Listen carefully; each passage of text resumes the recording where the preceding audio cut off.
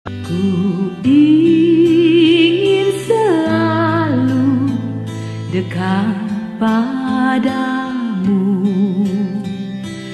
ikut Kau Tuhan, tiada jemu. Bila Kau pimpin kehidupanku, takkan ku ragu, tetap langkahku.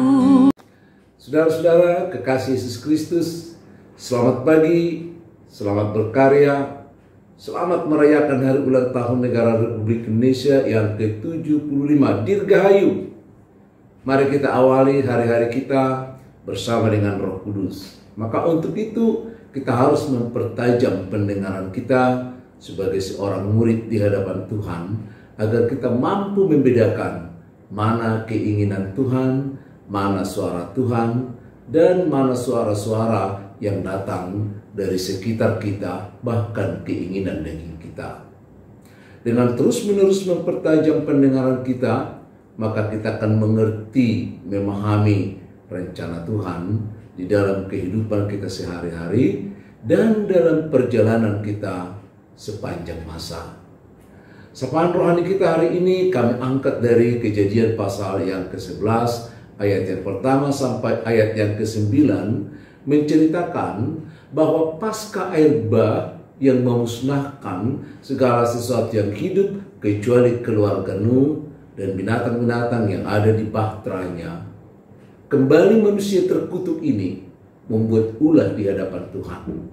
Setelah mereka bertambah banyak pasca air bah itu, dan setelah budaya mereka semakin tinggi, di mana mereka boleh mencetak batu bata, di mana mereka boleh membangun rumah-rumah dari beton, dan mereka menemukan tempat yang cocok di Sinear, lalu mereka juga berkeinginan untuk membuat gedung yang tinggi karena keinginan mereka tidak terkendali yang bisa menyamai tempat Tuhan. Mereka katakan akan membangun ruangan, gedung yang puncaknya sampai ke langit.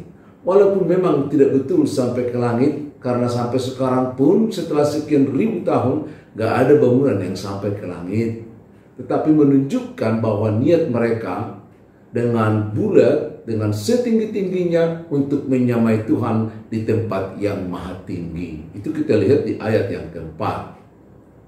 Pembangunan itu bertujuan untuk menunjukkan bahwa kesatuan teknologi yang mereka miliki adalah merupakan kekuatan yang harus dimuliakan, harus diagungkan. Dan yang dimuliakan adalah mereka dan teknologi itu.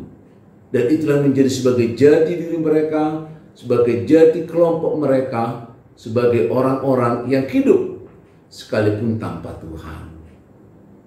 Dan mereka akan membuat bangunan itu menjadi alat pemersatu bagi mereka. Gak ada lagi istilah Tuhan. Karena mereka ternyata mampu mandiri, mampu bersatu, maka akan dibuat satu menara yang akan terus menjaga mereka. Gak peduli lagi soal Tuhan menjaga mereka. Karena mereka sanggup menjaga mereka, maka menara mampu menjadi petunjuk bagi hidup mereka. Saudara-saudara, ternyata Tuhan melihat semuanya itu dan mengacaukannya. Segala usaha untuk mencari nama yang berpusat pada diri sendiri adalah kesombongan di hadapan Tuhan. Maka Tuhan akan mengacaukannya. Tidak salah kalau kita memang ingin memiliki nama, tetapi jangan tujuannya untuk memiliki nama, tapi tujuannya adalah bagaimana memuliakan nama Tuhan. Ada banyak nama-nama yang diabadikan di Alkitab. Bukan hanya nama-nama yang ke-66 dalam kitab itu, tapi di dalamnya ada begitu banyak nama, karena mereka memuliakan Tuhan, melakukan kehendak Tuhan, sehingga nama mereka dimuliakan. Maria misalnya, seorang gadis miskin yang mendengar suara Tuhan, yang mau mengikuti rencana Tuhan, nama dia akan terus abadi sepanjang zaman. Selagi ada manusia bernapas di kolong langit ini, namanya tetap abadi. Tapi Maria nggak pernah mau berniat supaya namanya diabadikan. Dia ingin melakukan kehendak Tuhan. Saudara, Sama seperti itu juga kita dalam hidup ini. Mari kita mengutamakan kehendak Tuhan. Mari kita mendengar suara Tuhan.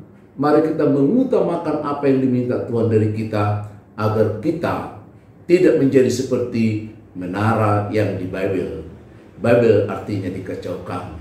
Sehingga rencana Tuhan yang ada di dalam kita dapat berbuah manis untuk kemuliaan Tuhan dan juga kehidupan yang kekal bagi kita. Shalom.